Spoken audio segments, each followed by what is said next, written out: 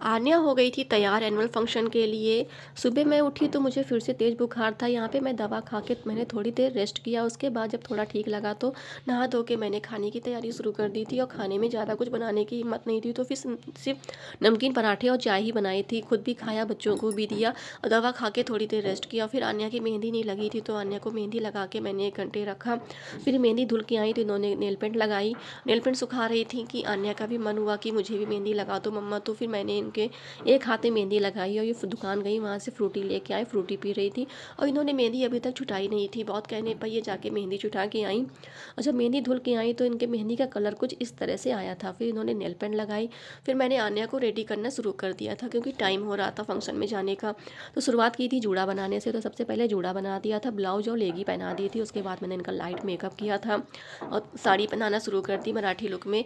और फाइनली आन्या का मराठी लुक आप लोगों के सामने आ गया। आन्या का मराठी लुक आप लोगों को कैसा लगा कमेंट्स में ज़रूर बताइएगा। मैंने आन्या को खुद से ही रेडी किया था और जैसे ही आन्या रेडी होके फ्री हुई तो ग्रुप के सभी लोग आ गए थे। तो यहाँ पे बैठ के आन्या बाकी लोगों का भी वेट कर रही थी, तो सभी लोग आ गए और गाड़ी भी आ गई। तो आन्या जाके गाड़ी में बैठ रही थी और धूप इतनी तेज़ हो रखी थी, दोपहर के 3 बज रहे थे। फंक्शन तो शुरू होना था 5:30 से, लेकिन वहाँ जाने में 1 डेढ़ घंटे लग ही जाते। तो यहाँ पे सभी लोग गाड़ी में बैठ गए थे। फिर मैंने सबको बाय बोला। इनके जाने के बाद मैं भी अंदर आई और थोड़ी देर रेस्ट करने लगी थी। और दीदी के जाने के बाद ही नित्या यहाँ पे रोने लगी थी क्योंकि इनको दीदी की याद आ रही थी। जैसे ही ये लोग वहाँ स्कूल कॉलेज पहुँच गए थे तो उन्होंने वहाँ की वीडियो बना के भेजी थी जिस कॉलेज में ये फंक्शन होना था। तो ये वहाँ का नज़ारा है।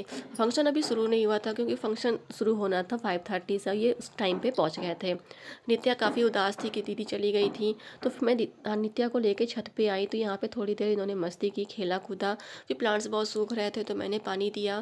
फिर नित्या ने भी थोड़ी मेरी हेल्प किया। यहाँ पे नित्या भी प्लांट्स को पानी दे रही थी ताकि इनका, मैं सोची थी कि इसी तरह से इनका मन लगा रहे, ये रोए ना। फिर नीचे आई तो ये टीवी देख रही थी और टीवी में तारक मेहता चल रहा था, तारक मेहता देख रही थी और ये चुपचाप यहाँ पे बैठे बिस्किट खा रही थी। अभी भी ये उदास थी, बार बार दीदी कब आएगी यही पूछ रही थी। ब्लॉग अच्छा लगे तो वीडियो को लाइक करें। Bye bye guys.